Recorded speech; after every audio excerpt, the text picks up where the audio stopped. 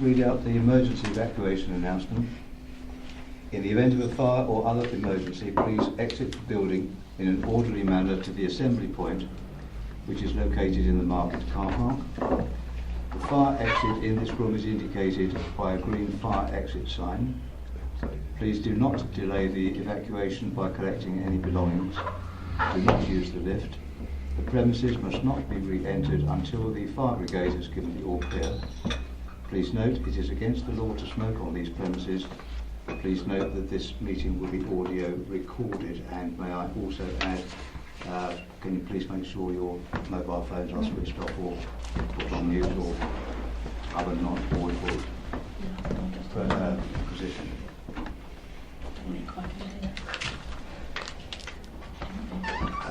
We start with item 1, apologies for absence. Having the office Councillor Mrs. Leslie Bingo and Councillor Mrs. Linda Walker. Are there any other apologies? Councillor Irina Kassar. Okay. Are there any substitute members? I have Councillor Mrs. Embryo for Mrs. Finger. Yes. Good. And Councillor Mr. Yes. Sorry. Councillor Mason. Mason. Yes. Yes. Sorry. Oh dear. I'm substituting for Councillor Kassar. Thank you very much.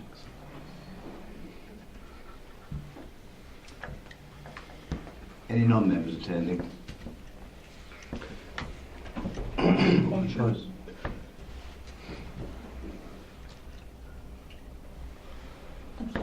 That's all right. The minutes of the meeting held on the 27th of September 2016, are those agreed? Agreed. Thank you. Are there any declarations of interest to be declared?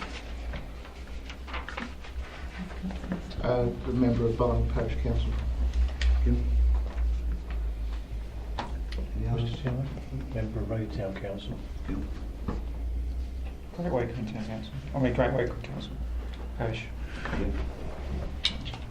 Reading Town and Rawdon Parish.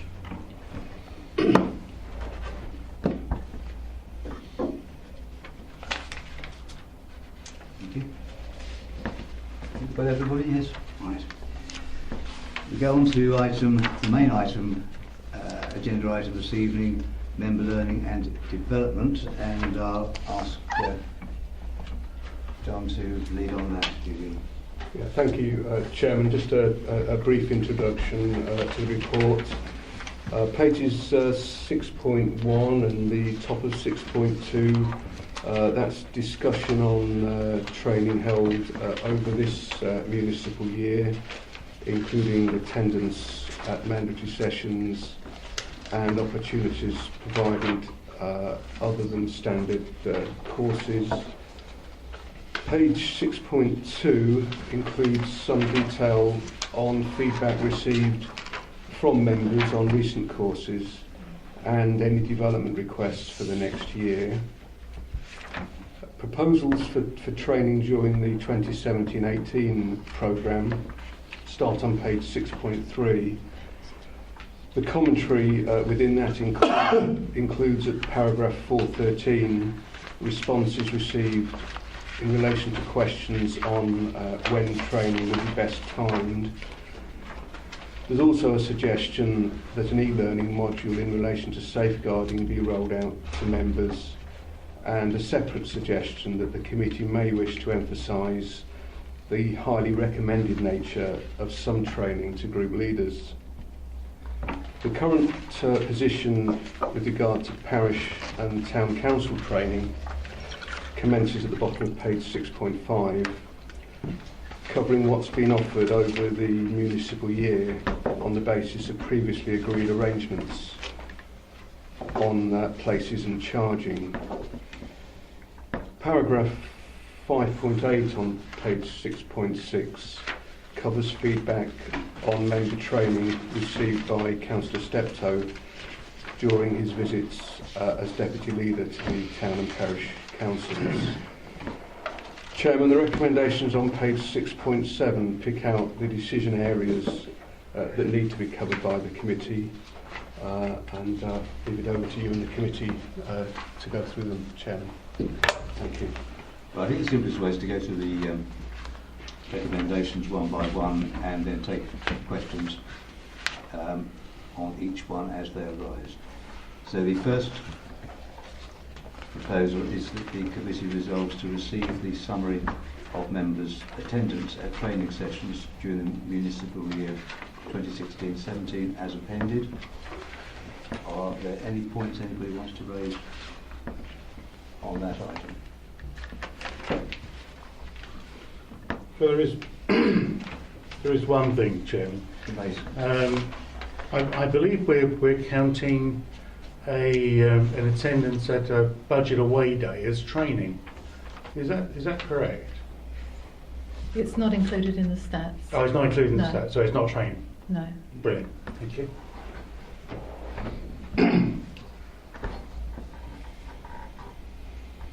So can we take that resolution to receive the summary as resolved? Yes? Agree. Thank you. The second proposal is to endorse the proposals for the content of the Member Learning and Development Programme for 2017-18 as set out in paragraph 141 to 412. Councillor Mason. Thank you, Mr. Chairman. I just want to clarify something. It's not particularly under these points, but it does pertain to it. On item 2.3 in here, there's a statement that says 3 sessions of mandatory planning took place in 16-17, and a requirement that members must not miss 2 consecutive training sessions applies also to members who wish to substitute the development committee. Now, for point of clarity, I fear that this is a mistake. I don't actually disagree with it, but I think we ought to be very careful here that what the committee has recommended in the past is not misrepresented. Originally, if you remember, we had 2 training sessions for development committee mandatory training. After that, it was altered to 4 mandatory training sessions, of which members could not miss more than 2 consecutive. At the last time, it was because of the various difficulties with the quality of the training and the frequency and the pressure on officers. For various reasons, it was reduced to 3 training sessions per municipal year, with what was actually stated and minuted was that the members had to attend 2 out of 3 sessions. Now, there is a difference here because, unfortunately, I'm not going to name the people involved, but more than one person actually stated at that time, I've done 2, I don't need to do the 3rd one. So, item 2.3, we need to re-agree it because I personally think it's correct. It should be, must not miss more than 2 consecutive, but somehow that has got lost. By error, it's been put in the report, probably copying and pasting. And I think what we ought to do is formally endorse that error, Mr. Chairman. So if we could do that presumably under this item or under whichever item you prefer. I think we're going to need to. Well, Yeah, can I think we can do it under that item. Yeah. Well, can I propose then that item 2.3, though reported in error, should be adopted and recommended to full council, because otherwise we're going against what full council has agreed. Chairman, on a point of order here, is a visiting member in a position to be able to propose for the committee to make a decision on? Don't know. I have no idea. So I can't vote, relation but to I can. council? Was it No, recommended to council no, last time? it wasn't. It was resolved. This was on- Unless I think you were in that relation. Chairman, I'm happy to take on that proposal for Councillor Mason. Thank you, Councillor And I'll Weston. second it, Chairman. It'd be running into next year. Chairman, the committee could resolve that here. Just as. We can simply amend. It doesn't need to be. It doesn't need to be a recommendation to council. Okay, so can we be clear what the recommendation or the proposal is? Proposer is Councillor Weston. Proposal for Councillor Mrs Mason wants, please. The error in the report at 2.3 is formally adopted. However you like to word it. I think we're endorsing. As I'm not allowed to propose it, I'll let you sort it out. Endorsing paragraph 2.3 as how the mandatory planning training is approached. Did you have a question? It was just, will it be rolling over to the next year, or does it start afresh? No, it each will year? roll over. It's two Roll over. consecutive. Yeah, that's what it always was before. It was before, yes. Yeah. So until it was is rolling over changed. to the following Yeah. year? Mm. Okay. Roll over. Yes. Thank you, Chairman. Yeah, with the substitute members, how if you're obviously not substituting for the same person on 2 consecutive meetings, so how does that work for the substitute, that member, the one who substitutes? Do you mean for When you've got I think, Chairman, it's just being sure that if someone does substitute, that they're ready to substitute. They've had the same sufficient experience and training in the committee's eye to be able to do so. So you've got a group of appointees.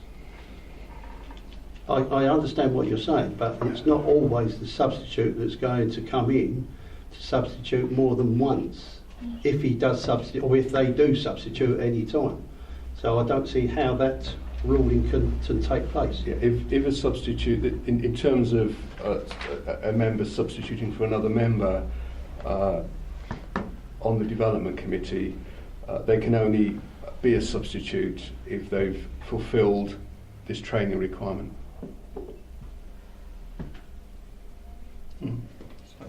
That's right, that is right. isn't it? Okay. You clear on that? Yeah. Yeah, thank you. Mr. Shadwell. No, I just pointed.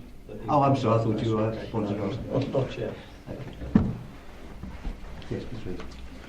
So I'll just get into my head correctly. If it's 3 courses in a year, you go to the first 2, but you miss the third one. Does that still count as 2 consecutive courses, or have you got to do every single course that comes along to keep them consecutive? It means you can't miss 2 consecutive courses. But you could miss 1. This is a bit gets me Well, one consecutive. isn't consecutive. I know. is it? So if you do 2, Well, if you went to the last one in the current year. you did, and you did the first so one if in the you next missed, year. If you missed the last one in the current year, you cannot also miss the first one in the next municipal year. Yeah, but that knock you out because you've missed Yeah, one exactly. between. You've missed 2 consecutive ones. It wouldn't be consecutive. It's not 2 consecutive ones per year. Yeah, that's what I'm saying. It's not 2 consecutive ones per year. So if you do the first 2, you miss the third one. You do the first one in the next year. You're out. You can't keep me because you've missed the one before. Because you only missed one. Okay. Right. Don't forget that. Well, it's different training, but it's not 2 consecutive, you attend. No, what's we get? 2 is sequential. It's not English. Is everybody clear on that? Or? Around right to buy. Jesus Christ. Basically, we can't miss 2 consecutively, whether or not they bridge a municipal year. So, if we've got May, July, and September, you can't miss May and July. You You just can't do miss September. July and September, or you can't miss September and the next one in May. It's consecutive is sequential, Got you. Okay. but you can attend, and then you're eligible to vote again or substitute. Or submit, Chairman, if I may, submit yourself to tribunal. Yes, it has been which done. is an option if you've not complied. Are members clear on what the proposal is? Are we all in favour? I've got a problem with this. I've still got a problem with the substitute because. The substitute has to do exactly the same So, training as in other words, the what we're saying is the 29 councillors. 39. Sorry, 39. Sorry, thank you. 39 councillors will have to do 2 consecutive ones should they, at any time, feel that they may be a substitute for a councillor that's already on the committee. Yes. Wow. It's always Okay. been the case. I mean, if it's not something you want to do, then you cannot be a substitute. No, It's I as realise simple as that. I realise that. So, Councillor were you saying do 2 consecutive? You mustn't miss 2 consecutives, not do 2 consecutives. Is what I've got No, confused you mustn't about. miss. You mustn't miss. So you could do 1. No, you've got to do 2. This is what's confusing. You mustn't miss 2. No, you've got to do 2 consecutive ones. No, not you must not miss 2 consecutive mandatory Training. planning trainings. Yeah. Sessions. Do 1. No, you must not miss 2 consecutive training sessions. That's what we was going. You've got to do 2 in a row before. All right. That's confusing. I think we're okay. Are we are we all agreed on this? I think we're going to have to be very clear when this information goes out to members. Yeah. I mean, say we struggled with it, or people around the table struggled with it. I think members will struggle with it, so it needs to be extremely clear when it goes out. Mr. Chairman, with respect, it's actually what's written here, and it's what we've been doing for a few years, or with once we went away from 2. So I don't think that members. I must I can confess understand I- new members might have difficulty with the concept, but for existing members, I can't see any different difficulty, and surely they can approach members of the group for clarification. Mr. Mason. You've got 2 Councillor Masons here tonight, Chairman. I must ask you I do to apologise. to ensure that we are addressed. Thank you.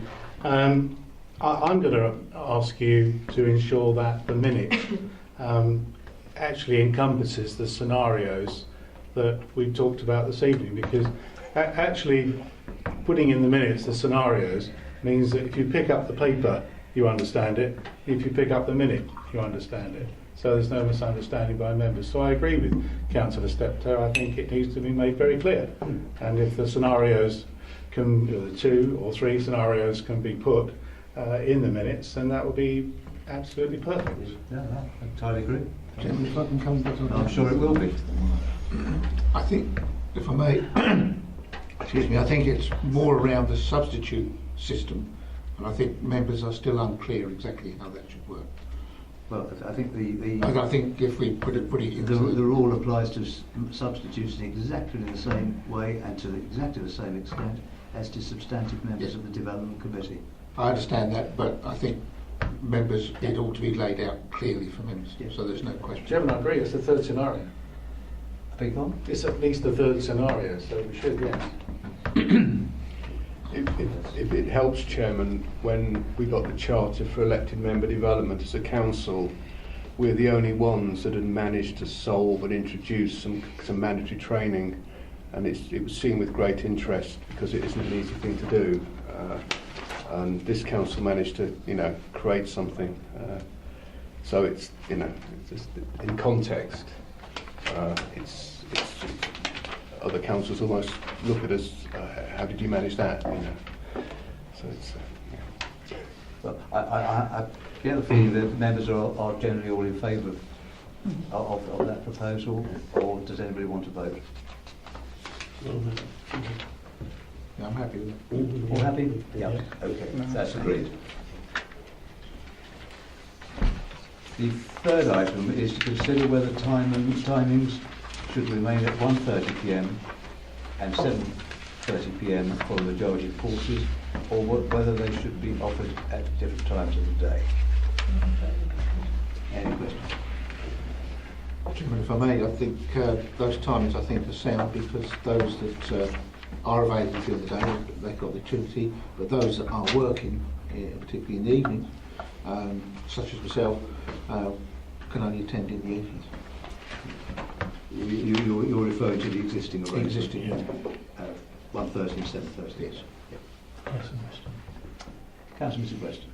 I mean, I'm happy to do the evening one. I just wouldn't mind it being at 7 o'clock rather than 7:30 sometimes. I think sometimes 7:30 is quite later in the evening, especially when you come to the winter times and you're not leaving there until 10, 10:30. It gets quite. That was just a thought, really. 7 o'clock rather than 7:30, but. Mr. Hoy. Councillor Hoy. I think, well, I was going to comment that I think although the ones which are being offered here have worked in the past generally, I think that there still needs to be a need for a morning session. You should be taking account of the type of shift work which happens nowadays. Well, people may be working mornings, they may be working afternoons to evenings, or some people may be working evenings, and I think that the option needs to be there so we don't discourage other people from becoming councillors. And also, the only comment I'd make about the 7:30 start is it does allow people who work in London to get here. I know there's a number of people who do struggle to get to 7:30 committee starts because of their jobs. So I'd be hesitant about moving it to 7 o'clock on that basis. I think the morning ones can be important for other members who have different types of working pattern to myself or other people. So what are you suggesting? A morning session. As well as the afternoon? Yeah, and evening. And evening? Yeah. Particularly if it's a compulsory or mandatory session. I think Councillor Mrs. Mason was next. Councillor Mrs. Mason. Yeah, thank you, Councillor Weston. Thank you, Mr. Chairman. We've asked members what they felt, and we have the information in front of us, and yet we seem to be blindly disregarding that. Statistically, if you look at the information there, just very briefly, I admit there's not many responses, but we can assume that if people haven't responded, then they haven't got strong preference.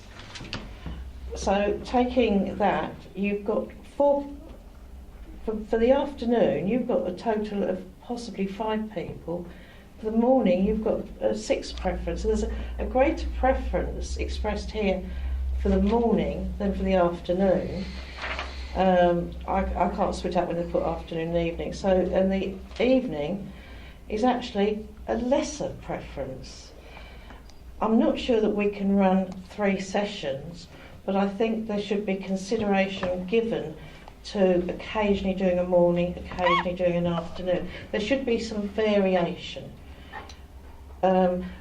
Personally, I would find mornings better. I find afternoons very, very difficult, and I find evenings difficult.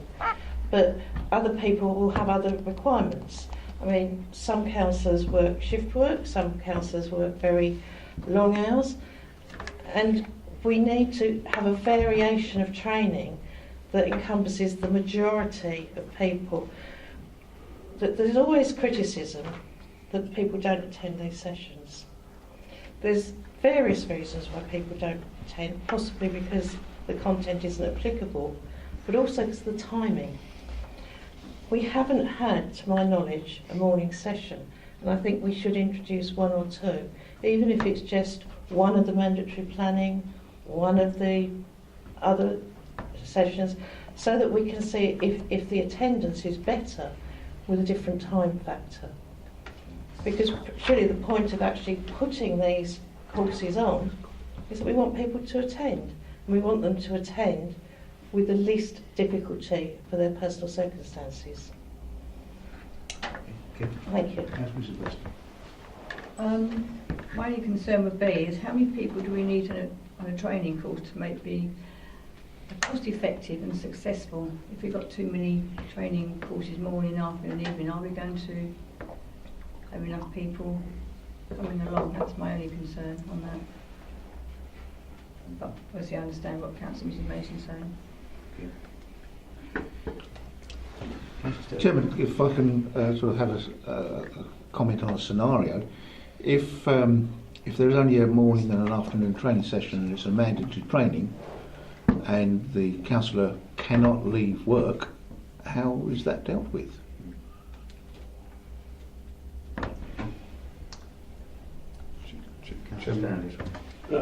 Yes, for the times, I have to admit that I'm out at 8 o'clock in the morning and obviously I don't get home till perhaps 6, just gone 6. I'd like to sit down and eat my tea before I come to any training or any committee at all. So, you know, you just got to unwind and then put forward and then take into whatever you're going to do. So 7:30 is ideal for people like myself who go out. I mean, you know, I'm out at 8 o'clock, 8:30, and I'm sure there's many that get out 7:30 and don't get home till late, sort of thing. So that's all I can say. John, do you want to comment on practicality of? Well, I've just got a sense that it's a suggestion that perhaps a test of some mornings, and perhaps, but it's for members, that doesn't preclude perhaps a morning and an evening. You know, if it's, you know, I think there was a general sense that 3 a day for various reasons, but I mean, you know, maybe a test of a morning and evening. The only observation practically, and there's no doubt ways around it, is if you've got an external trainer and they're coming from a distance, they may have to stay overnight if they've got a morning, depending on how far they've come. But then again, some sessions are delivered by officers, and in any event, I think it's been suggested as a possible test. But it is that's you know, for the committee to talk around, really. Okay, thank you. Chairman, could I have an answer to my scenario, please? With if it is a morning and afternoon and it's mandatory, how is that going to be dealt with if somebody can't leave work? If I could have an answer to that, please. I think it would be the same answer as if it's an afternoon and evening and someone can't attend. I mean, that happens. So it's the same scenario. But I think Mr. Bostock actually summed it out quite well. The suggestion isn't that we do 3. The suggestion isn't that we switch to morning and afternoon.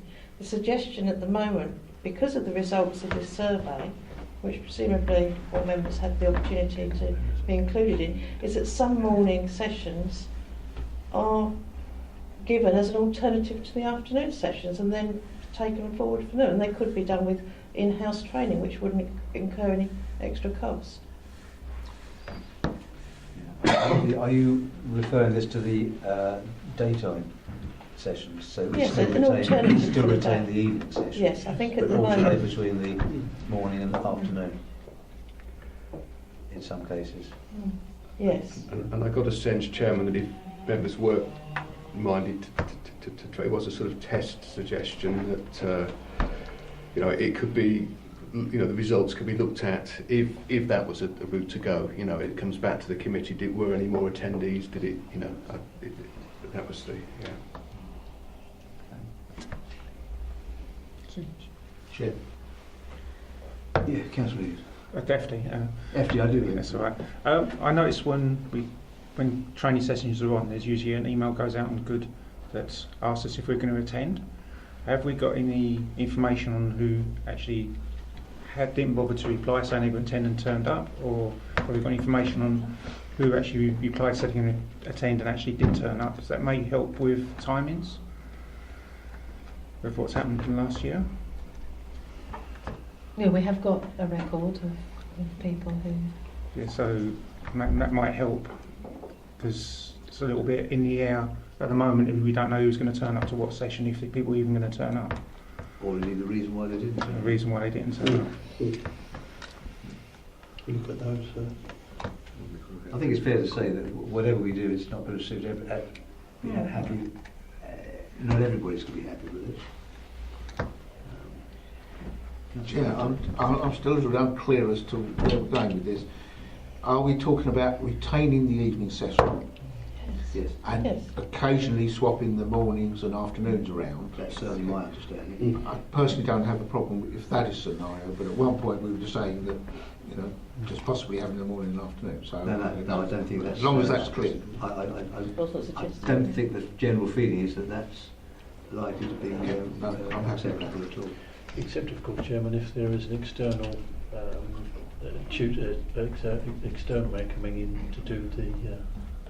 training. I think that's where we can really only have afternoon and evening, or even sometimes only afternoon. There are some occasions. Yes, aren't there? But I think to expect an external trainer to do the morning, then hang around for the rest of the day to do the evening session is not something reasonable, either in cost terms or practical terms. Councillor Stanley. Yes, we have had some late evening ones, as I remember, where the guy flew out the door sort of thing because it was so late. About 10:30 it was, I think, a couple of times, as I remember. So, yeah, the evening. I know the evening ones start at 7:30, and I know you'd probably like to start them earlier, at sort of 6, 7 o'clock. But I just wouldn't be able to make that. Again, I think Just there are wouldn't be able arguments to on make both that. sides on Yeah, that. yeah, I just wouldn't be able to make that. Councillor Mason. Mr. John Mason. Thank you, Chairman. I'm quite happy too with the situation. What we, particularly around the mandatory ones, the mandatory training ones, the mandatory appeals, the mandatory licensing, that maybe we can substitute morning and afternoons. Not in every case, but in some cases, maybe one of each to see how that works. With regard, I don't think we can have two consecutive. No. I'm suggesting if you're doing planning, looking at planning, there's three. So one of those could be a morning and evening. One of those could be an afternoon and evening, and the other one can be afternoon and evening. So you've achieved your scenario. And if you were doing licensing, you could do the same. And if you were doing appeals, you could do the same. I think with licensing, it's only an afternoon session. Oh, they're mandatory in the afternoon. There is no evening session on licensing. Well, there's an issue straight away, isn't there? Because if as Councillor Steptoe says, somebody's working and the employer refuses to let them go, because they can refuse, then they wouldn't be able to attend that mandatory training for licensing or appeals. So I think the reality though is that on the licensing committee, committee meetings are during the day, and if members are required to sit on the panel, then that would be during the day too. So it's unlikely that somebody who's working during the day would want to be on the licensing committee anyway. I think you're prejudging, and I don't think that's I'm not appropriate. prejudging. I would also put to you that we do have licence committee meetings during the day, and maybe in reference to those members who are working, that maybe we could do a licensing committee meeting in the evening. I see no reason not. That is not what we're here for. But I'm suggesting that if the response we've had from members is going to be applied fairly, then we should be considering the morning and afternoon as something we should be doing at the very least for all of our training, at least in specie, at least in opportunity, because otherwise it's not being. Otherwise you're directing it simply at planning, which I don't think is right or intentionable.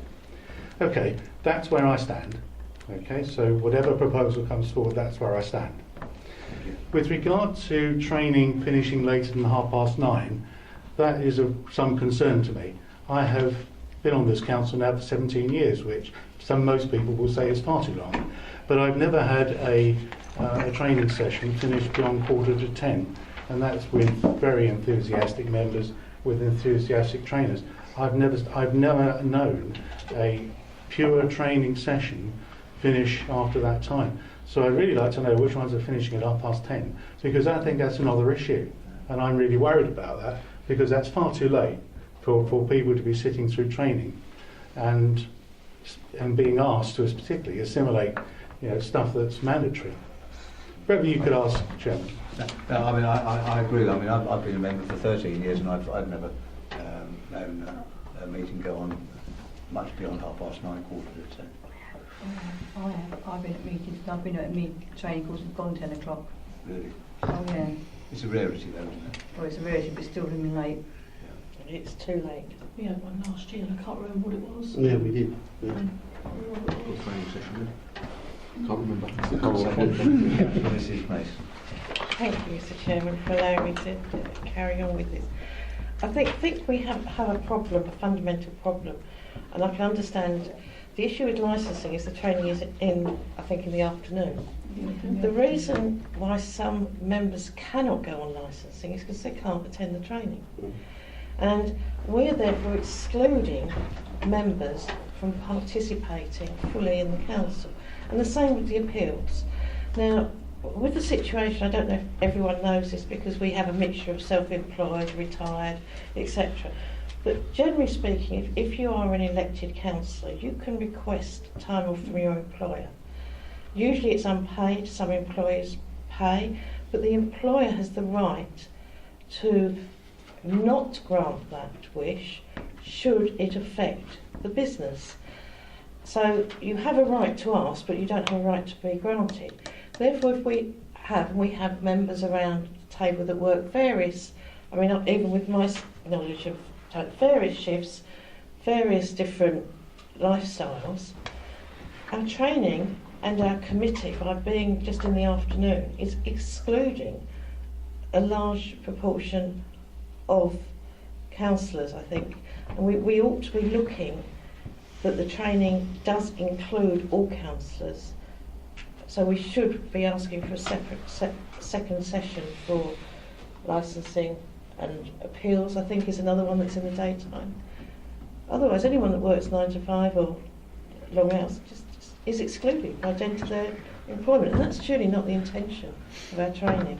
And I appreciate it's difficult. The responses here show the difficulty.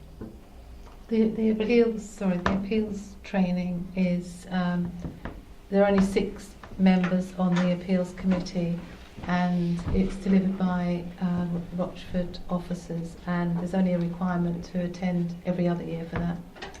So that's not so much of an issue. That's not so much of an issue, but when I was working, I couldn't go on licensing because of my employment. I was precluded from doing so. So it wasn't an option, and that was unfortunately not for a very long period of time, but other members must have the same restrictions, and I think it's something we need to take into account. Thank you, Mr. Chairman. John, do you want to comment on that before we, Well, from a practical point of view? Chairman, I'm just wondering to myself where the licensing hearings are, and in a way the two things are disconnected. Where the licensing hearings tend to be during the daytime because of the players involved in terms of partners or perhaps are hearings, licensing hearings. Yes, they're in the day. Yeah.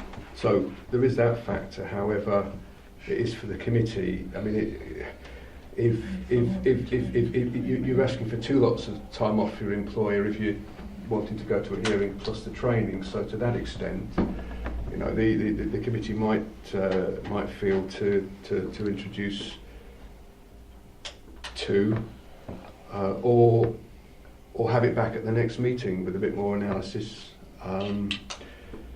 But it could choose to run 2. Yeah. Sorry, Chairman. Councillor Steptoe. Thank you, Chair. Several points. First of all, the point on training evenings running over.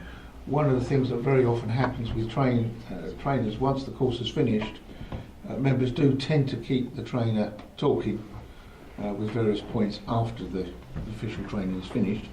So that's always something from the trainer's point of view. With regards to being a member of the licence committee, which I have been myself, the hearings, when you have a licence hearing, has to be during the course of the day because of the legal representation and those various things. So if somebody is going to be a member of the licence committee, they've got to be prepared to come during the course of the day. The other concern that I have, and I think John touched on it, was the training. Certainly when I was on the licence committee, the training was given by external trainers, predominantly solicitors, barristers, from the point of view there. And of course there will be a cost to that, and there would be a higher cost if you're expecting a barrister, for example, to come out during the course of the evening. You probably know better than I the sorts of costs of legal people coming out to those sorts of things. So I would be concerned about that, and I think we've got to keep an eye on that situation as well. There would be a higher cost. Councillor Mr. Weston. I know that when we're asked to sit on any of the committees, especially on the licensing, we are told that the training is in the afternoon, and that any hearing to do with licensing will be in the afternoon. So people who are our group, obviously, if they feel then they can't do it, then they won't put their names forward. So there are people there that know full well that they're going to attend the afternoon and attend the. So there probably are people in our own areas that think, well, I don't want to do it anyway. I don't know about the others. So. There was actually one training, one licensing hearing, which went on for 2 days. I've been on licensing, but it's gone on 2 days. It's the first time that it's come up at the standards meeting of people being restricted to being on certain committees and training. Obviously that isn't very good unless there's a very good reason why. So maybe it could be made more public why these meetings have to be held during the day. And every councillor would be aware of that, especially the new ones. And even someone like myself has never had it explained to them, because it's never come up before, that certain meetings can only be held during the day. As for the training, I don't think you can mess about with it so quickly. But yes, there are many people now that do different shifts, and they will be excluded because of their shifts. So let's start slowly and just do the ones that are not compulsory training and start messing about with that, because we get ourselves in a bit of a mess even now. Let's try one which isn't compulsory and is given by an officer, so we run no extra expense, and see how that goes. And then see if the people who aren't happy now will be happy with that new idea. And hopefully we'll get a better response from the questionnaire than what we've got now. Because it is a very, well, can't be bothered sort of response. Maybe they can't be bothered because they don't think it's going to change. But now is the time to start changing it, because people's hours have changed. But the ones who work all day, you can't remove their opportunity to be trained during the day. So let's leave like the planning one in the evening and move about the daytime ones. That will give the people a chance to see. Just a thought for the committee. There is training delivered by officers. Some of it's highly recommended, and in that sense, the committee might think that that's the ones they'd like to see additional attendance. So you just a thought. But if you were going for introducing a morning for non-mandatory, you could select 1 or 2 highly recommended and maybe see over a year if that's had any impact. But that's just a thought. I think also one of the major difficulties is whatever we do, it's not going to please everybody. Councillor Mr. Hoy. Mr. Mason. Councillor Mr. Mason was before. So I thought you're. I had indicated. I thought Councillor Mr. Mason indicated before. Very well. No, I saw you first. You're the chair. If you're happy to pass to Mr. Mason. But now I can come after us. Fine. I was just going to add that when I joined and was appointed to the licensing committee, I think it was the only committee I could actually go on. I don't think there was any option. Really interesting. And I was told, yes, the hearings were during the day, but I was also told that my training would take place over 3 long, very long evenings with Castle Point Borough Council, strangely. So my training was in the evening, and it was with another council, and we did that to actually lower the cost of the training. So the issues of barristers attending in the evening simply wasn't encountered, and more particularly that we shared the training. And I just wonder, you know, particularly if licensing still is 3 sessions, that maybe we could start to share with other councils. Councillor Thank you. Just back to licensing again. Having been on licensing for a few years here and there, it is rather a large committee, and I take it's a large committee so that when Sonia phones round, she can always find the 3 people and a substitute she needs out of that many people. I think the point I want to make is that licensing committee is not about just serving on those subcommittees. Licensing also approves our policies under the licensing for gaming machines. Can't remember all of the different ones. So you're not just there to serve on a subcommittee for a hearing. You're there to discuss and approve and decide on policy.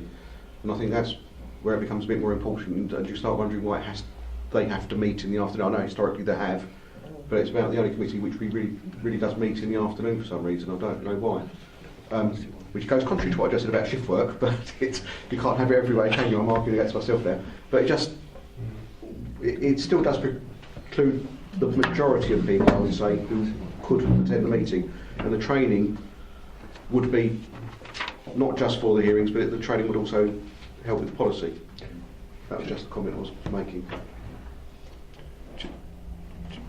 Chairman, I think it's been quite a while since a committee like the licensing committee's met to consider policy, but yes, it also considers policy. No, did I not?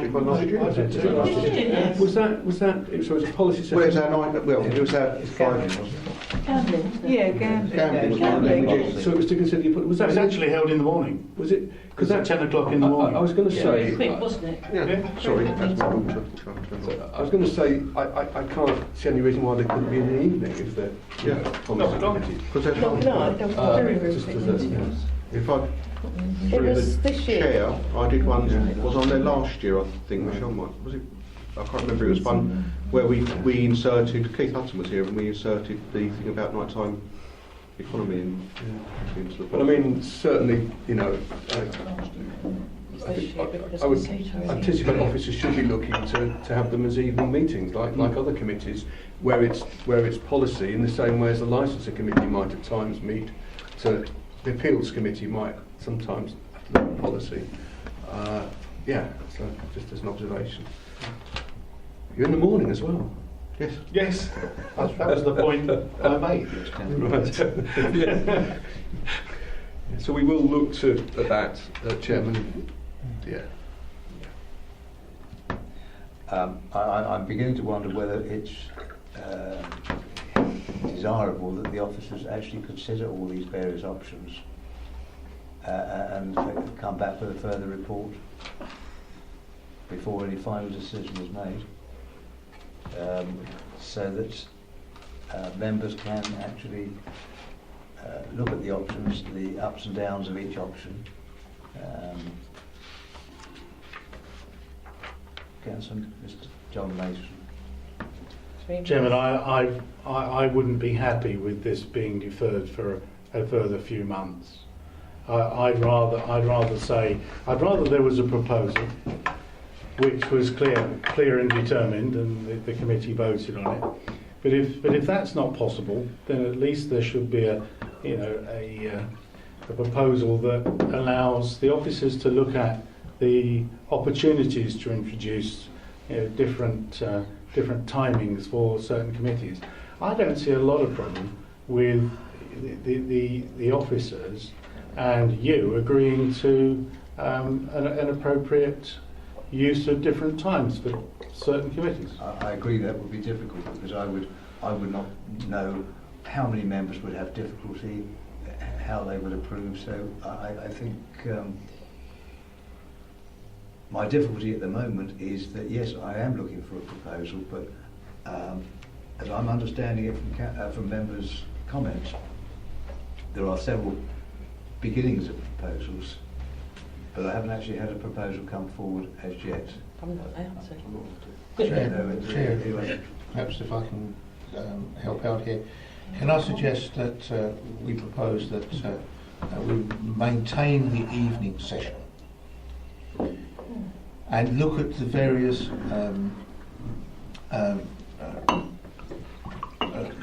committees as to whether it would be possible or practical to offer a morning session subject to the trainer being available, because a trainer might be variable. And presumably being an officer?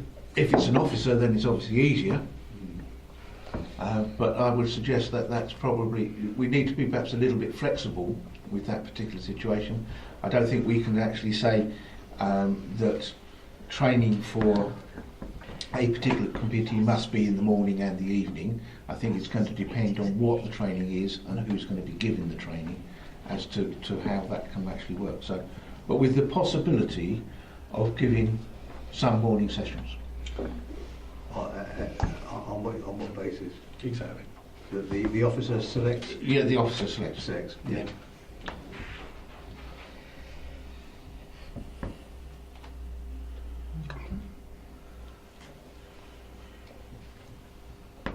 I'm happy to make that proposition. Chair. All right. So the proposal is that that we keep an evening session in any event where it already exists, and there be morning or afternoon sessions in addition at the officer's discretion. I'll second that. Okay. Can I raise a point, Mr. Chairman? Go ahead. If we agree ultimately on the morning sessions, and I have no objections to the morning sessions, I think we should agree a time of the morning, so that it's clear what time there will be in the mornings. Perhaps I can amend my proposal that the morning session is at 10:30 till 12:30. 9:30? I'd say 10. Yeah, give the officers time to have lunch as well, wouldn't Yeah. it? They've got lunch, lunch. Yeah, 10 till 12. Excuse me, but some of these training sessions are 2.5 hours long as required. So you couldn't do that. So, well, so if we did it at 10, that would end. You'd have to do it from 10:30 till 1 o'clock. Yes, if we You'd did have no choice. 10 to 12:30 or No, Why Well, not that's the only choice you've 9:30 got. to 12 to 12? 12, 9:30 to 12. or 9:30 to 12. Yeah. But you It's a normal can't. morning. You've got to account for a 2.5 hour session. Oh yeah. Shall we make it 9:30? Yeah, I'm quite happy with that. Otherwise the morning becomes the afternoon. Exactly. All right. Chair. The mandatory training will both during the day, sometime during the day and evening should be offered, must be offered, because I can't attend most evening sessions where I can attend day sessions. So I'm backwards with other people. I'm just saying the mandatory ones have got to be offered, not to the discretion of the officer. They must be offered to the councillors. What about if if your proposal refers only to non-mandatory sessions? I think so at this stage. So Yes. give those a try first before we start getting into. Yeah, picking up on our independent members' suggestion that we Yeah. start with the. So the proposal is right. I'm going to take a vote on this now. The proposal is that we keep evening sessions. We introduce morning or afternoon sessions at the officer's discretion. The morning's session starting at 9:30, and it be for non-mandatory training Chairman, sessions. I want to speak against that. Very well. The reason I want to speak against it is because there's been quite a number of people from the very beginning of this discussion, this debate, who were talking about the issues they had with mandatory sessions. Because, to be fair, and if you're unable to make a particular training session that is highly recommended, then that's very unfortunate. But it is very good because the officers do send out all the material, and I certainly use that opportunity to come back up to date if that's helpful. But it's the mandatory sessions where members can lose their opportunity, and I don't agree with leaving the mandatory sessions out of this arrangement. I shall vote against on those for those reasons. Does anybody else want to? Can I just ask a question, please, Chairman? Have we any indication, this is way out of the blue now, have we any indication of what training courses you can think of at this moment in time that may be morning sessions at all? Planning. Mandatory planning. But there'll also be of an evening as well, won't it? Yes. Yeah. So that's to me that's not a problem as such. But I'm not sure if. I thought that's what was originally agreed, that the mandatory planning would be 1 and 3 would be a morning, and then we seem to have lost it somewhere. Chair, if I can come back with what I was proposing. If taking the mandatory planning training, which seems to be the sticking one, yes, we would maintain the evening training, but depending who the trainer is with regards to the daytime session, as to whether it's going to be practical to do it in the morning or to have to do it in the afternoon, because some trainers may not want to stand around here all day. So I think that needs to be flexible for the officers to be able to work to use that. Because if we've got an outside trainer coming in, we can't expect them to do that. The proposal is that it be, whether it be the morning or the afternoon, it be at the officer's discretion. One of them would be morning. Take these things into account. But you're saying that you want it to apply to mandatory training. Chairman, I just wanted to point you to paragraph 4.10 on page 6.4, where in particular we're talking about planning training. And if you've noticed that you'll see that training will be delivered by Essex Conservation, now they're daytime people, Urban Design Team, they're daytime people, and supported by Rochford officers. I can't see an issue arising in the next session of 3 mandatory training for there not to be one of them to be a morning session. I don't think we need any discretion. I think any one of them can be, quite easily. My proposal is that it would be for officers to decide which morning one is, depending on the training. Which one? Yeah, not if one is. So but if at the end of the day a trainer cannot do it in the morning, or for whatever reasons, practical reasons, they can't, then I don't think we should disbar it. Your proposal is for all sessions, not just non-mandatory sessions. Yes. Right. Thank you, Chair. Could you also, we're doing mandatory planning, could we actually do mandatory licensing in the morning? Because we do appeals in the morning, they start at 10 o'clock, so it's feasible that we have to go for appeals and we have to come up early. So if we're going to do training, it's always in the afternoon. Perhaps we could do one of those sessions in the morning, because I say if we're doing appeals, we have to be here anyway. My understanding of the proposal is that it is to apply for, or potentially to apply for all trainers. Oh, thank you, Chair. That is correct. That sounds better. Councillor Stan. I'm going to go to a vote after Councillor Stan. Yes, that's all right. It was just something which has occurred that we've got the officer deciding as to whether it's the morning or the afternoon. Obviously, that's going to be in response to the councillors voicing or saying that they'll attend in the morning or the afternoon. So it's how many that will attend, isn't it? Really, I mean, you can't have just 2 attending at 10:30 in the morning when you've got 15 attending in the afternoon or something like that. So when you say it's officers' discretion, it's to how many they've got responses from the councillors, and it's like a ball game, isn't it? You know, it's up in the air. It's what I was saying earlier, that you're never going to. It's not going to work that way. Not mandatory ones. No, not me. Can I take a vote of those, all those in favour of the proposal?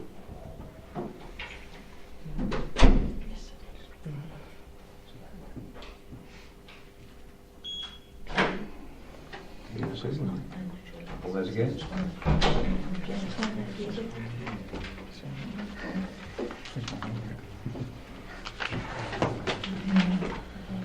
Chair, may I just ask a question before you move on to the next item?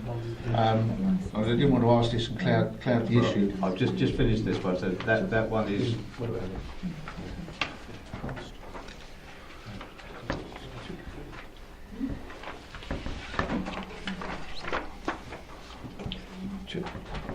So item 3 will be that we will now, from time to time,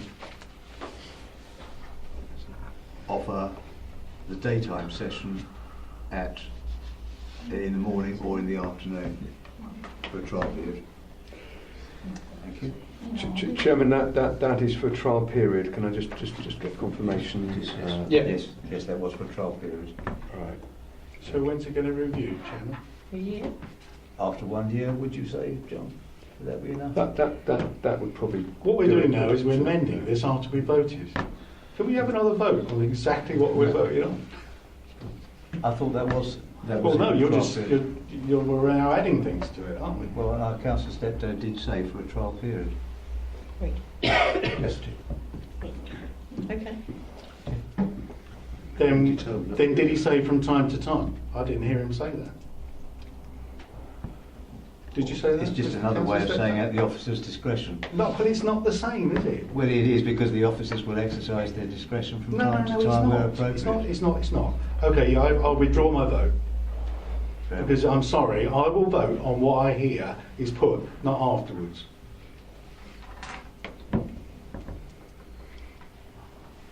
Isn't that a point of order? The officer.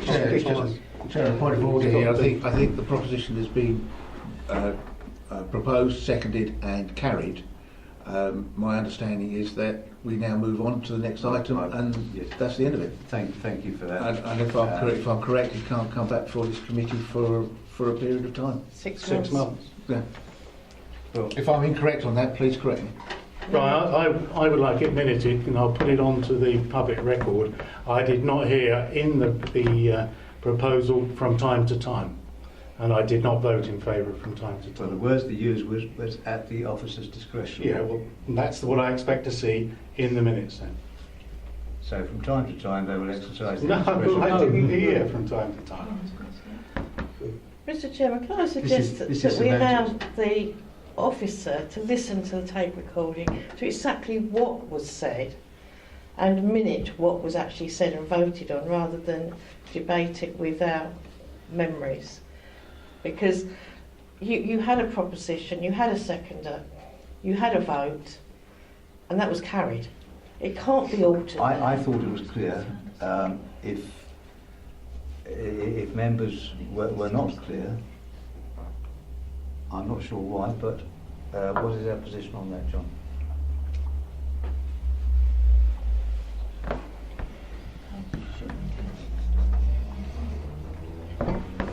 Chairman,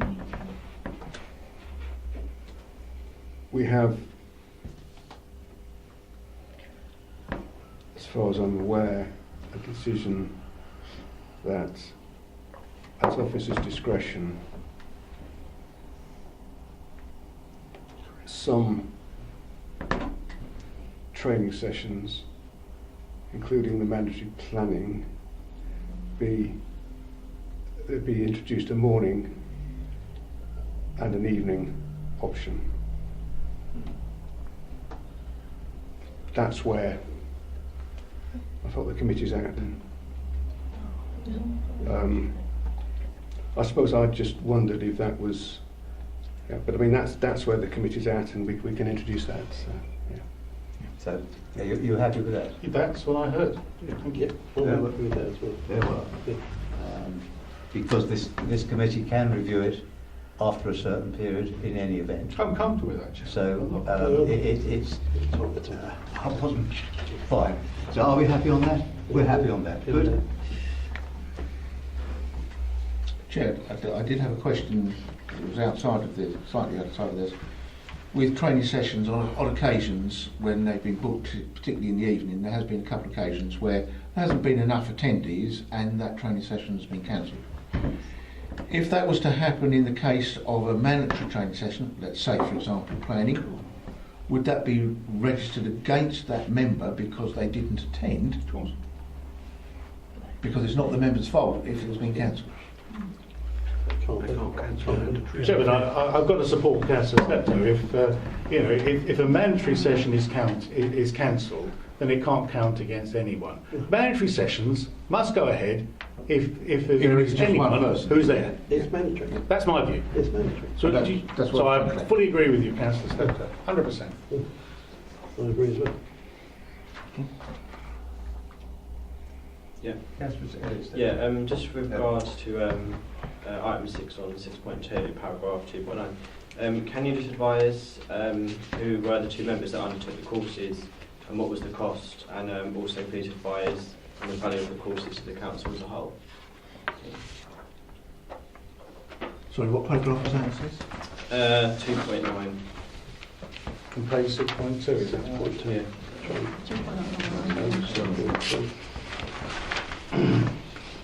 The 2 members were Councillors Ward and Ioannou. A lot of the courses were free of charge. There was one course, a Leadership Essentials course, which involved an overnight stay, and that was, I think that was about £400 for Councillor Ward. And apart from that, there was not an awful lot of cost. It was just train fares. Mr. Chairman, can I just ask a question on that? It says here there were 2 members took up a course, some of which were it's not very clear. In future, could we have the costings on that and the number of members? Because I would think £400 was quite substantial for an overnight stay. You know, I stay overnight in places, I don't think I've ever spent that, even in London. Well, I hope you haven't. You told me to go anyway, you know. Yeah, you're in the dugout now. And also... Councillor Mrs Mason said she hadn't actually paid. Yeah. I wonder if Councillor Mr Mason needs now to declare an interest. That's quite serious, actually. Right?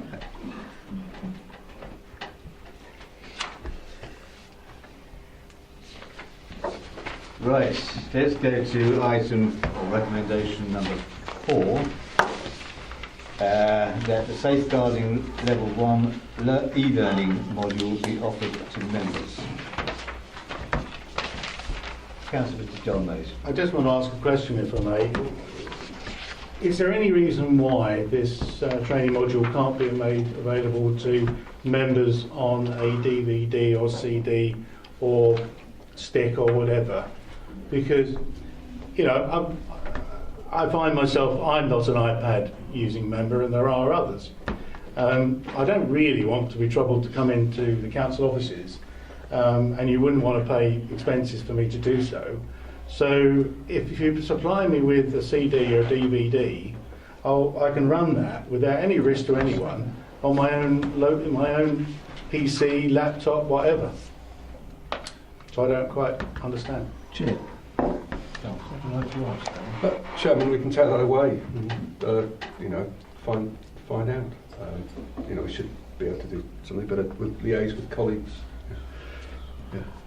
Chair, if I may, just to perhaps help on that, I'm not 100% certain I'm correcting what I'm about to say, but I believe it to be correct, is when the IT system migrates through to, I think they call it 365, right, that will be, members will be able to do that on their own equipment, not just iPads.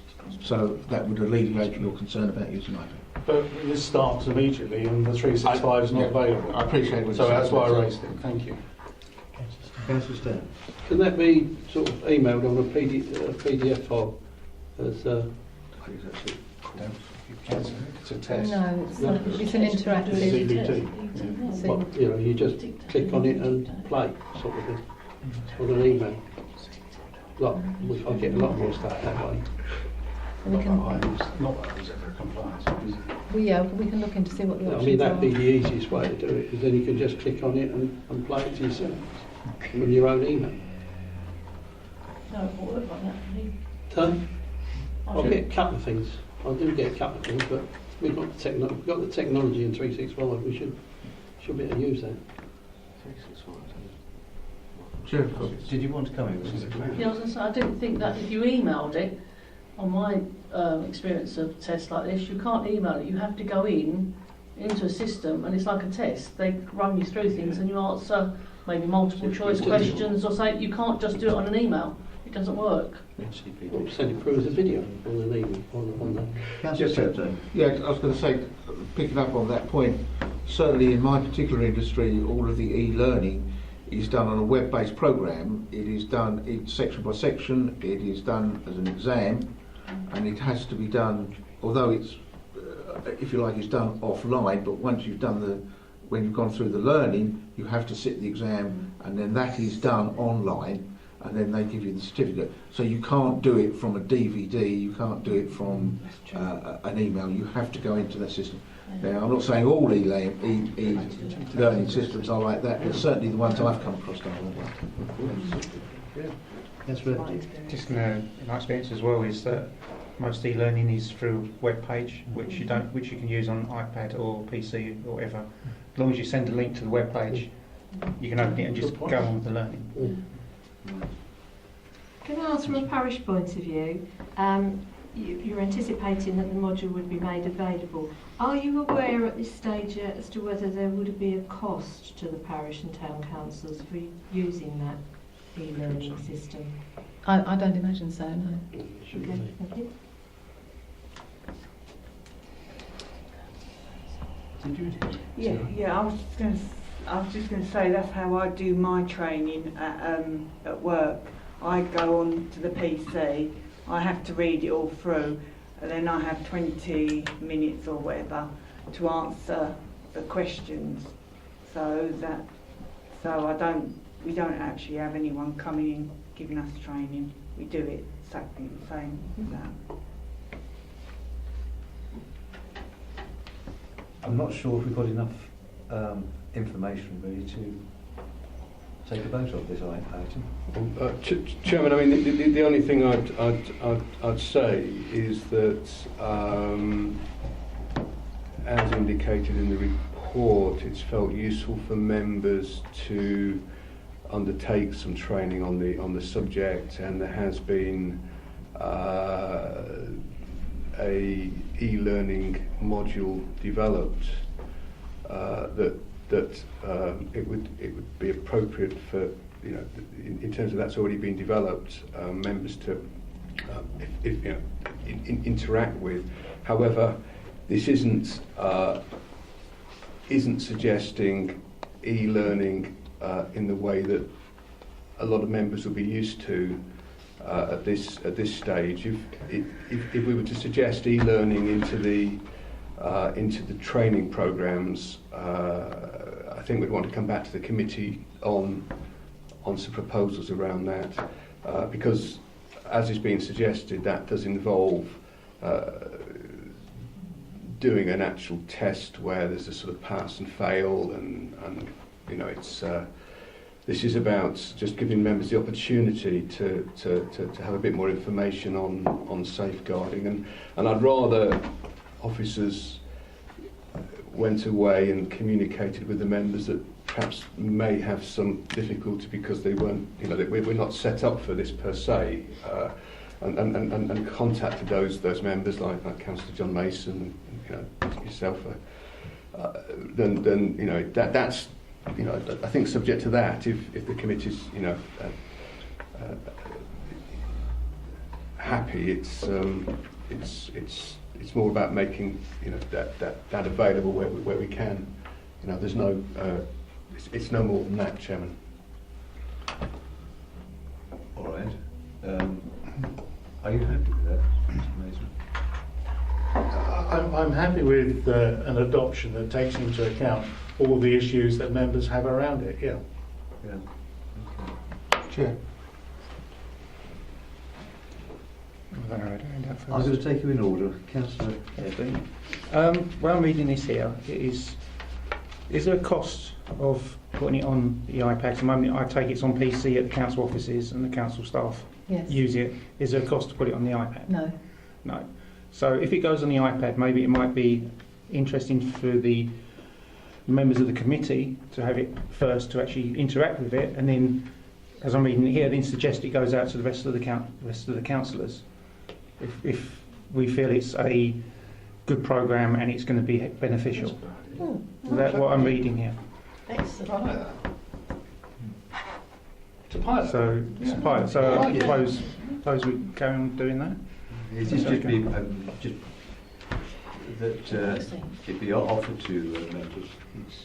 Yeah, so it's up to us to actually decide if it's going to be useful, if it's not going to cloud things and make things difficult. If it's going to be straightforward and useful, we can recommend it to go to, send out to all the other councillors.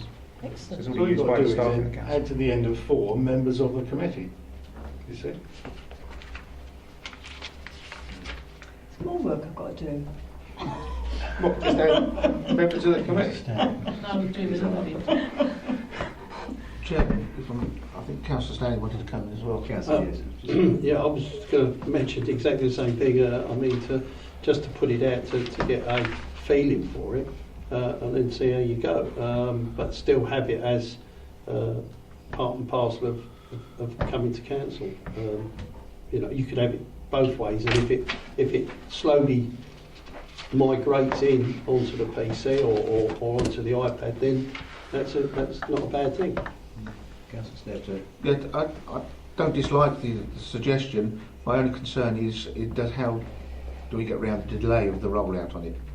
Do we need to come back to another committee meeting to agree it, or can we do it? How can we deal with that? I suppose we could. I don't think we should be delaying it. It's not mandatory training. Why? No, well, not quite.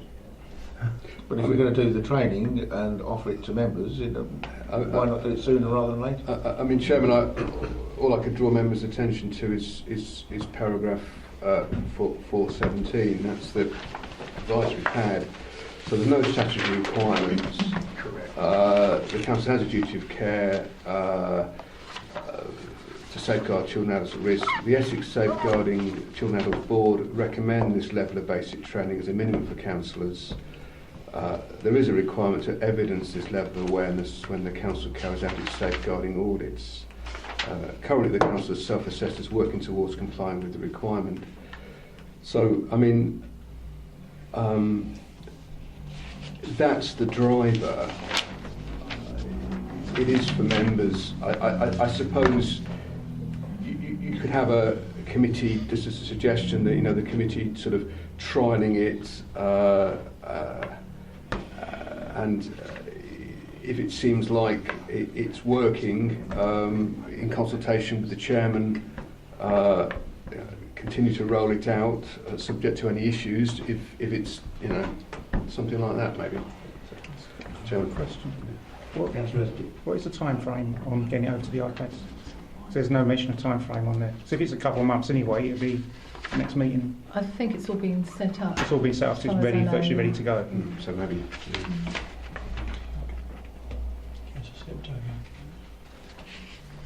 Yeah, Chair, I'd be perfectly happy that it went out to all members because, being honest, they're going to trial it. They'll soon give us feedback, and I think the wider the audience, the better the feedback. So why just commit it down to just 4 or 5 of us? Jim, I think at the end of it, you can tell us, I've responded to that article, or just give an agreement or something like that, and just put your name to the end of it. I don't see any other way that you need to. It's not mandatory, so you know you can say I've responded to your request or something like that. Can I see a hand up there? Yes, I did, Mr. Chairman. Yes, Councillor Mrs. Race. Thank you, Mr. Chairman. When we started off on this subject, the Chair said that we haven't got enough information. And I think that is fundamental. We haven't got enough information. To the suggestion from the other councillors that it's trialled by members of this committee, I think was a very positive one and a very good one. And I'm sure that members of the committee could do that. If the timing is an issue, there is no reason why we have to wait 3 months for another standards meeting. I know that customary we only have 4 meetings, if that, a year. But there's no obligation on us to not have a meeting. And if there are time is of the essence and you want feedback from members of the committee, I think it should be dealt with by this committee. That's what this committee is for, is to set training and to look at it. And at the moment, I don't think we're getting as involved in training as we should. And I welcome the suggestion of Councillor FD. I thought it was an excellent one. So I'd like to see what other members think. Were you indicating before? Oh, yes. You were, sorry. What was I going to say after that? I think the suggestion that Councillor FD made is very good. I fully support it. If it's a proposal, I'll second it.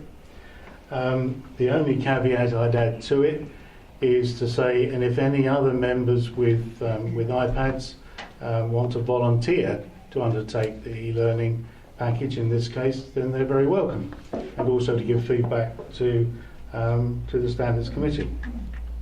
I would just go on to say I think this is very, very important, and Mr. Bostock actually alluded to this. This is a big change for us, not for us individually perhaps, but it's a big change for the council. And I think there's all sorts of issues that we're going to have to consider around it. So I'd welcome the opportunity for certainly members of this committee with iPads to definitely pilot and feedback, and any other members who wish to volunteer, we'd also welcome.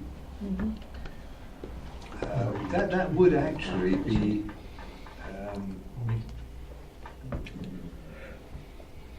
incorporated within the proposal that we have here, because it only says it's to be offered to members. Correct. So it's not mandatory. So on that basis, would I correctly understand that you would be, you're not wanting to amend this? Oh no, I'd like it amended. I'd like it amended as Councillor FD put, and if he'd made a proposal, which I think he had, then I've seconded it. Okay. Because we need to add to it the imperative for an agreement with a pilot. Well, unless there be no misunderstanding, perhaps Councillor FD will state quite clearly what his proposal is. Was to, if the training is ready to go on the iPad, it be piloted out to the members of this committee to make sure it is suitable and understandable and easily put to other members of the council, and with that agreement at a later committee meeting, or as an ongoing role in communication with the chairman to be put out at a later date to the rest of the council. Sorry, I couldn't. Trying to cover all bases. Well, that's what I previously understood. So yeah, and the caveat as if any volunteers who want to be part of the pilot scheme, which Mr. Mace. So volunteer members of this committee. Volunteers and volunteers of the full council if they want to be part of the pilot scheme, as Councillor Mr. Mason put. Well, I think we're going to need to keep it within this committee, won't we? Why? Well, is it going to be more straightforward, or do you not think? I think it's a bit of a. Are you inviting me to speak? Because I'm not sure. Sure. Yes. You are? Yes. Okay. Sorry, I'm being thoughtful about other members. I could accept the proposal either way, either for just this committee who have iPads, but if we wanted to be more liberal, if you like, then I'd be equally happy if it was extended to any other member with an iPad who wished to get involved in the trial. Which brings us back to the original recommendation in here, that it be offered to members. not imposed upon, but be offered to them. Use feedback. I think, Chairman, my own view is detail's important, because I don't want to be back here, well, I probably won't be, but, you know, in a few months' time, you know, wondering what the terms were, you know. Chairman, can I raise a point of order here, please, if I may? By all means. We're talking about the members of this committee, and I think we're only referring to the council members of this committee. We must not forget that we do have some very able parish members represented here this evening, as we do have independent members. And should they not also be included if they, as part of this committee, if we're talking about the members of this committee, they are the members of this committee. That's Mrs. Weston. I just want to know how soon this can be given to us. I think fairly soon. I think it's ready. I'll check tomorrow? Tomorrow then. Not tomorrow, no. Friday? Easter Friday? Well, I'll have a word with the HR department who put it together and let members know. Councillor Mrs. Shaw. I've got one point. You send this out to members, whether you send it out to the committee, first of all, and then you send it out to the other members. You can send it out. How do you know they're actually going to look at it? What track have we got? When we come to meetings or training sessions, when we're here, we sign in to say we've done the training. Well, that was just what I was saying about response. Put the response at the bottom that you've read it. That doesn't mean that. Sorry, Chairman. Councillor Mr. White. Thank you. Seems like as a committee you're getting rather bogged down in lots of detail over something which to me seems quite simple. If I could just ask a question, has this been tested by officers and used by officers? Yes. So why can't it be rolled out to members? Why do we need to test it again? My point. That's what I don't quite understand. I think you have. This is why I was saying that we're really looking at recommendation 4, and I do agree with you. I'll withdraw my. It's not the facility. We do that, just get it out. It's not the facility for some people to have it. Chair, if I may, as Councillor Lefty has withdrawn his, can I propose that we accept the item as written on the recommendation? Second that, Ben. Thank you. Right, it's been proposed. Could I just have a comment in relation to the proposal? I know I can't vote, but you still must remember that not everyone on this committee is able to look, has the facility to do this on an iPad. Yeah. It needs to be made sure it can be offered to other It members as it's well. only offered. It's not. Is the offer to? It's not mandatory. But you're excluding members if it can only be offered on an iPad.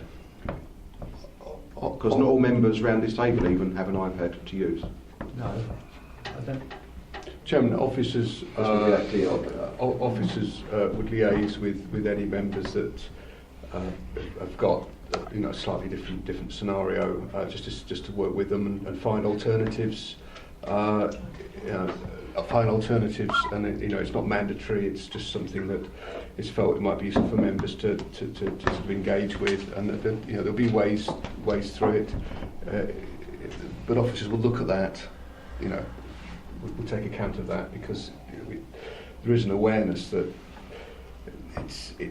there's been a training course developed that officers and others have been involved with on safeguarding. But that members have got different circumstances, that will be taken account of. So, yeah. Right, we have the proposal, and it's been seconded. That is to say, recommendation number 4, as stated. All those in favour?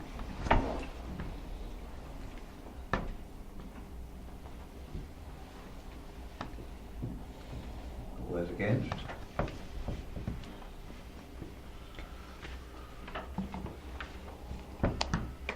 Thank you. That is carried.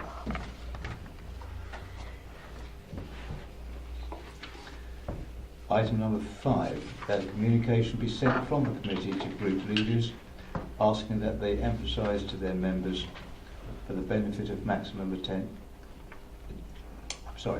emphasise to their members the benefit of maximum attendance at highly recommended member training courses. Councillor Mrs. Mason. I've got one real concern with this. Highly recommended member training courses. By whom? By officers. My concern is that there is no member input in the training sessions, whether they should be recommended, highly recommended at all. This is a committee that's meant to oversee training, and we don't really know, other than a few headlines, what's going to be offered to members. And I think the members should be deciding what we need training on, not the administrations. You wouldn't go into a school, you'd expect the teachers to deliver, not administrators. So I've got no problem with you sending a communication to group leaders, I've got no issue at all. But I do have an issue with the fact that members are not involved to a greater degree on determining the content and the subjects that we have training on. And I shall leave it there. Chair, if I may, can I propose that we accept the item as listed on the recommendation? Seconder. I'll be second. Thank you very much. All those in favour of the recommendation as stated?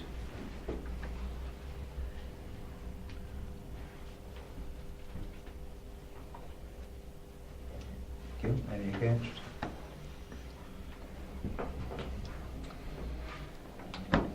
That's agreed. Item 6. Whether a report be submitted to the next meeting of the Standards Committee on possible options for pursuing the suggestions from the parish town councils. Chair, if I may pick up on You this. might start on that, Councillor Stanton. Thank you. I spent quite some considerable time visiting all of the parishes, right across throughout the district, from Fowness to Rawreth. I think the one that I attended the longest happened to be the Rawreth one. But they all had a very strong input with regards to training, and we had quite a lot of discussion. The biggest single thing that came out of the training is how we deliver it. One of the suggestions that came out from a lot of the parishes throughout the district was that could the training be, particularly for planning, and that's their biggest single concern, delivered locally.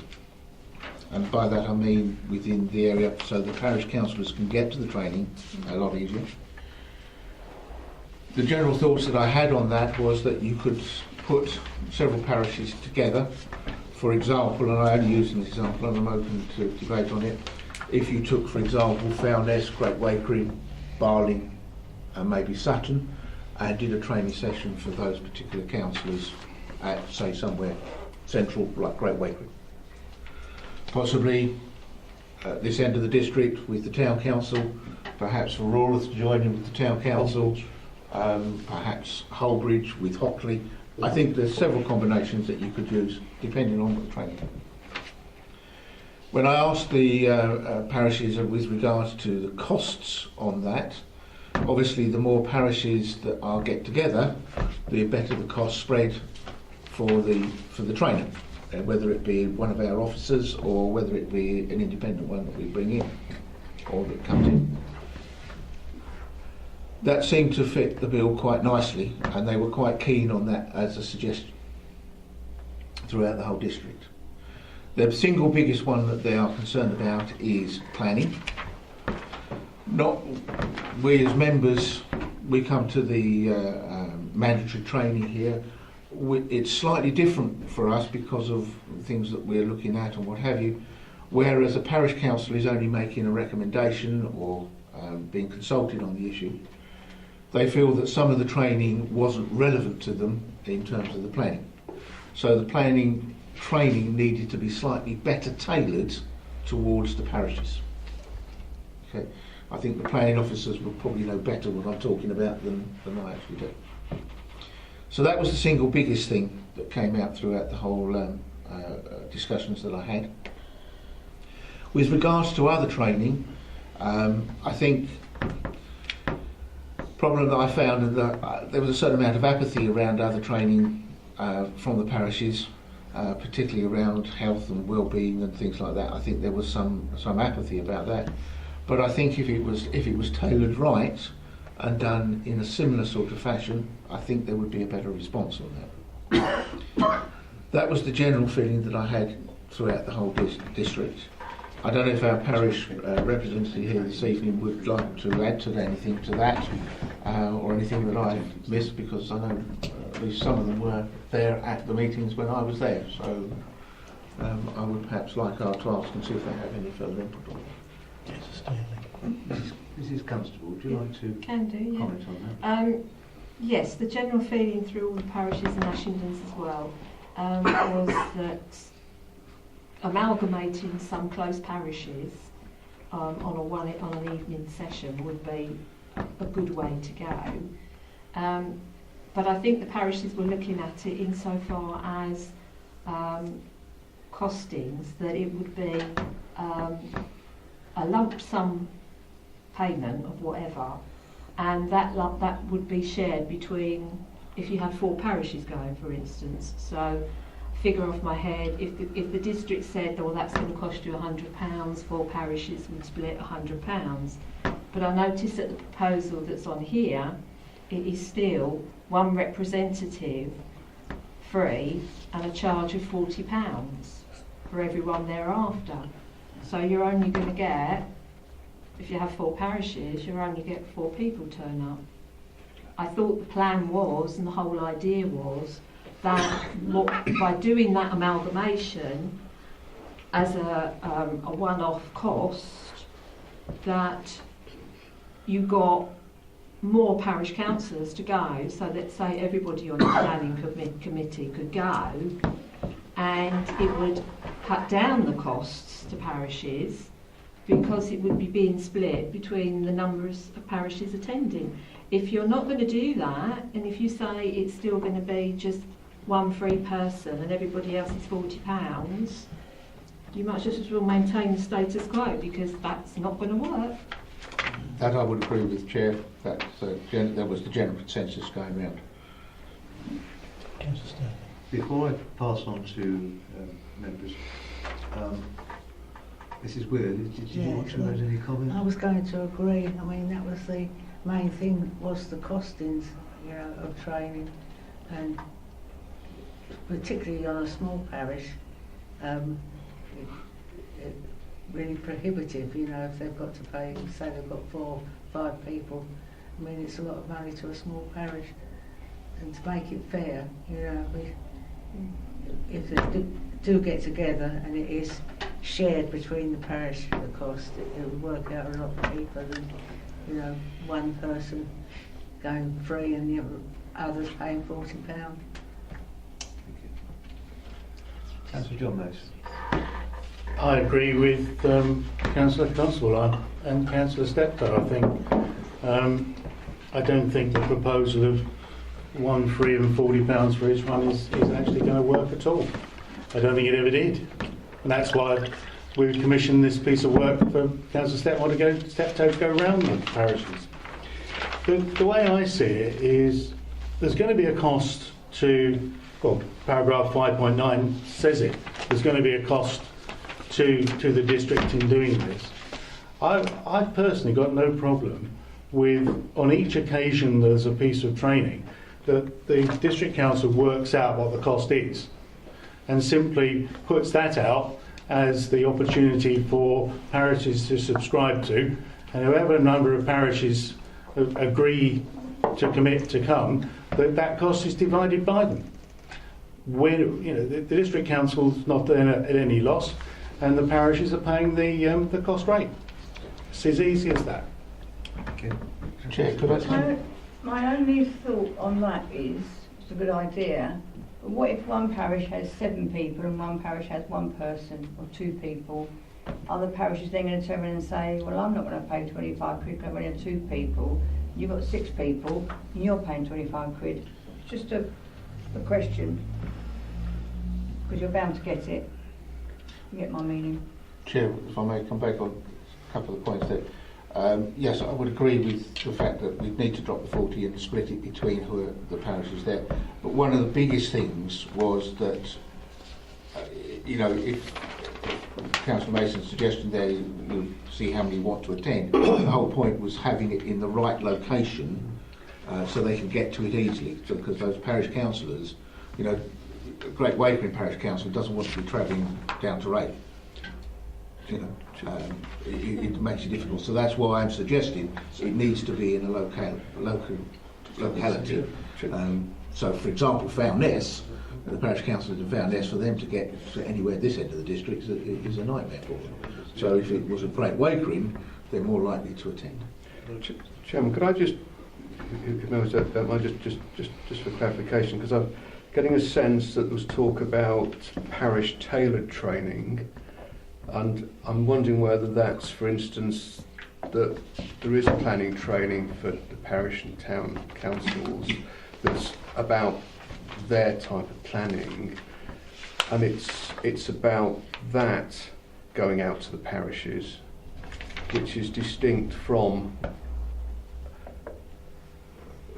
which is distinct from the district council's training programme that currently charges £40 for one attendee, and I may be wrong, but there's a suggestion that district council programme, another way of that, parishes could be given a cost if it was to go out to them. But there's the sort of training that is provided for parishes, whether it's ethics, planning, that the officers perhaps hold here. And I'm getting this.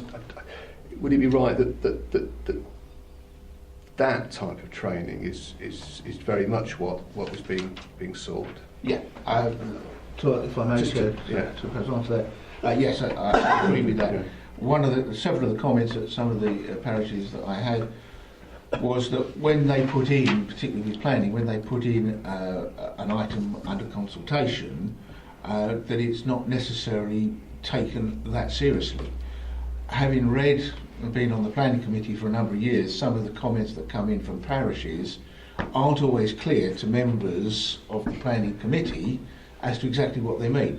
So several of the parish councils and councillors also said that their terminology and how they should be writing into the district on those issues was also something that they felt they could do better with. Yeah. That being the sort of thing that the assistant director of planning would be, if the training was yes. here, would be, and the suggestion is that maybe that could be out at yeah. Did you indicate? I did indicate, yes. Yes. I think Mr. Bostock has slightly touched on the thing that's causing me concern, that we're comparing apples and pears. We have at the moment district council training sessions for which we offer one free place, and we then charge £40. What I believe is being proposed here is that this is a specific training for parishes at cost, which I think is a different thing, and I don't think we ought to muddle the two thing up. The £40 etc. for the attendance at district courses I think is well established by now, but I think the proposal that has been made to run specific courses for the parishes in a location that's suitable for them at cost is a very positive one, a very helpful one, and it's certainly, we've been around a few parishes and certainly it's what we've heard as well, so I'm sure that would be supported. The only point that Councillor Weston made, I think is a very fair one, is that if you've got parishes of different sizes, I'm not sure about the attendance because the attendance is up to the parishes, but if you've got parishes of different sizes, perhaps the cost should be proportionate to the size of the parish, not necessarily the members attending, because if that's where the size of the parish indicates the parish income to a rough degree, and I think that would be more equitable than the numbers attending, and that would get quite difficult because someone else might turn up and someone might not turn up. but that would be a suggestion that someone might want to add to their proposal. But thank you, Mr. Chairman. I'll just take one more question or comment from Councillor Epton. Basically what Councillor and Mrs Mason said, it's going to be content, cost and location is what I think the three main things you found out. So I think course content is probably the most important thing. It's actually, as she said, tailored to the parishes, but who decides the content? Would we consult with the parishes or see what goes into a planning meeting, see what they do wrong, or they write in stuff in and it doesn't make sense, or waffle always not on point. So it's very much about content. The cost, I take what you say, it's still going to hopefully still be cheaper than £40 a person. So you've got to look at that and it's coming here with the expenses coming here. Chairman, if it helps then, just based on paragraph 5.7 of the report, is talking about training session for the parish and town councils on 8th of June, as it happens in the evening, run by District Planning Department. The other part of that paragraph indicates that parish and town clerks have been contacted to ask to advise of any specific planning topics their councils will find useful to be covered, which will form part of the content of the training. I'm sensing it's possible then that the committee may be thinking that that's the sort of thing that goes out. Officers go out to the parishes in the way that's being discussed, allowing pro rata for their financial situation, their size, and getting from them what they want in that training. That's the direction. Is that Yes. Chair, if I might come back, I understand Councillor Mrs Mason's point about charging pro rata.